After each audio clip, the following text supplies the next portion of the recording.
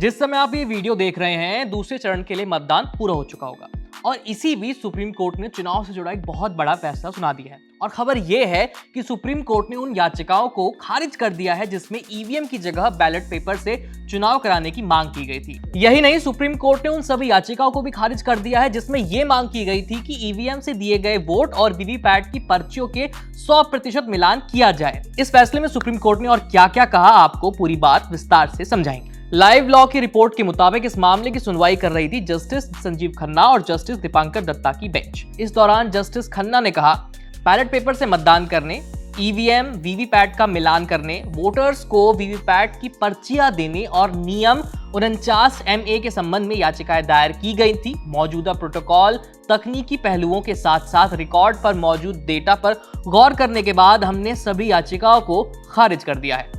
चूंकि कोर्ट ने दो तरह की याचिकाओं पर अपना फैसला सुनाया है, तो इसलिए एक एक करके दोनों को समझते हैं। ईवीएम से दिए गए वोट और वीवीपैट की पर्चियों के 100% मिलान कराने की मांग करने की याचिका एसोसिएशन फॉर डेमोक्रेटिक रिफॉर्म्स यानी एडीआर ने दायर की। एडीआर ने याचिका में यह मांग की थी कि यह सुनिश्चित किया जाए कि जो वोट डाले जाएं वो वोट के रूप में दर्ज हो और फिर रिकॉर्ड किए गए वोट की गिनती भी हो। और इसके लिए election commission of India EVM और वीवीपैट का 100% मिलान करें।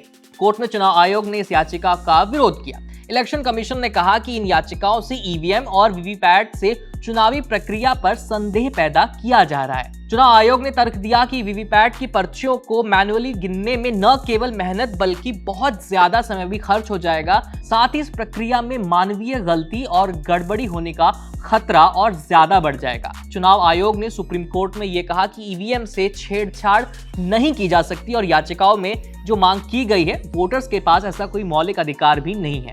आपको बता दें कि कंडक्ट ऑफ इलेक्शन रूल्स के नियम 49MA के तहत अगर कोई वोटर ये दावा करता है कि ईवीएम या वीवीपैट में उसका वोट सही ढंग से रिकॉर्ड नहीं हुआ है, तो उसे एक टेस्ट वोट डालने का मौका दिया जाता है। और इसे आसान शब्दों में आप कुछ इस तरह से समझ सकते हैं कि अगर आपने ईवीएम पर किसी को वोट दिया लेकिन वीवीपैट पर पर्ची किसी और के नाम की निकल गई, ऐसे में शिकायत के बाद आपको एक टेस्ट वोट डालने का मौका दिया जाएगा। लेकिन अगर आप गड़बड़ी या बेमेल साबित नहीं कर पाते हैं तो आप पर कार्रवाई की जाएगी। चुनाव अधिकारी शिकायत करने वाले के खिलाफ भारतीय दंड संहिता की धारा 177 यानी झूठी जानकारी देने के तहत आप पर कार्रवाई शुरू कर सकते हैं। ऐसे मामले में किसी व्यक्ति को 6 महीने तक की जेल की सजा और 1000 रुपए तक का जुर्माना या दोनों से दंडित किया जा सकता है। दोनों तरफ की दलीलों को सुनने के बाद कोर्ट ने दो महत्वपूर्ण निर्देश दिए। पहला ये कि 1 मई 2024 को या उसके बाद वीवीपैट में सिंबल लोडिंग प्रक्रिया पूरी होने पर सिंबल लोडिंग यूनिट यानी SLU को सील करके रखा जाएगा, कंटेनरों में सुरक्षित करके रखा जाएगा। उम्मीदवार या उनके प्रतिनिधि मुहर पर हस्ताक्षर करेंगे। सीलबंद कंटेनरों को परिणामों की घोषणा के बाद कम से कम 45 दिन तक ईवीएम के साथ स्ट्रॉन्ग रूम में रखा जाएगा। उन्हें ईवीएम की तरह ही खोला जाएगा और जांचा जाएगा। संसदीय निर्वाचन क्षेत्र के प्रत्येक विधानसभा क्षेत्र में 5% ईवीएम के जले हुए मेमोरी सेमी कंट्रोलर यानी कंट्रोल यूनिट के साथ बैलेट यूनिट और वीवीपैट की जांच और सत्यापन किया जाएगा। ये पूरा काम ईवीएम के निर्माताओं के इंजीनियरों के द्वारा किया जाएगा। पूरी एक टीम लगेगी इसके लिए। वोटों की गिनती के बाद कोई भी उम्मीदवार लिखित रूप से जांच का अनुरोध कर सकता है। यह अनुरोध परिणाम घोषित होने के 7 दिनों के भीतर होना चाहिए।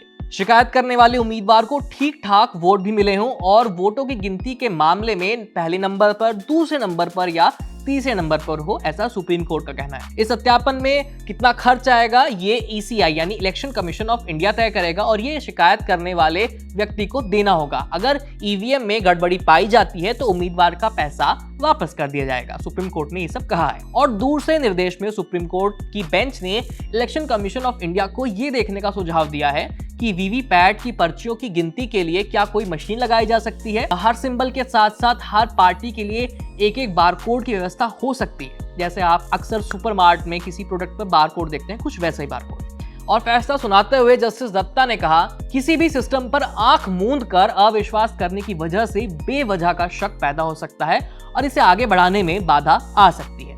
इतनी सारी ज्ञान की बातें तो हमने कर ली, तो चलते चलते आपको बता देते हैं कि वीवीपैट क्या है, जिसका जिक्र हमने बार बार किया है। तो चुनावी प्रक्रिया में पारदर्शिता बनाए रखने के लिए वीवीपैट का इस्तेमाल किया जाता है। इसे ईवीएम के साथ जोड़ा जाता है। वोटर जब ईवीएम पर किसी उम्मीदवार के नाम के सामने का बटन दबाता है तो वीवीपैट से उस उम्मीदवार के और उस चुनाव चिन्ह वाली एक पर्ची बाहर निकलती है। इससे वोटर ये सत्यापित यानी ये पक्का कर जाता है कि उसका वोट उसी कैंडिडेट को पड़ा है जिसके नाम का उसने बटन दबाया था, किसी और को नहीं। वोट देने वाले को ये पर्ची 7 सेकंड तक दिखाई देती है, 7 सेकंड्स, और फिर नीचे वीवीपैट के ड्रॉप बॉक्स में गिर जाती है। खैर, इस खबर में इतना ही।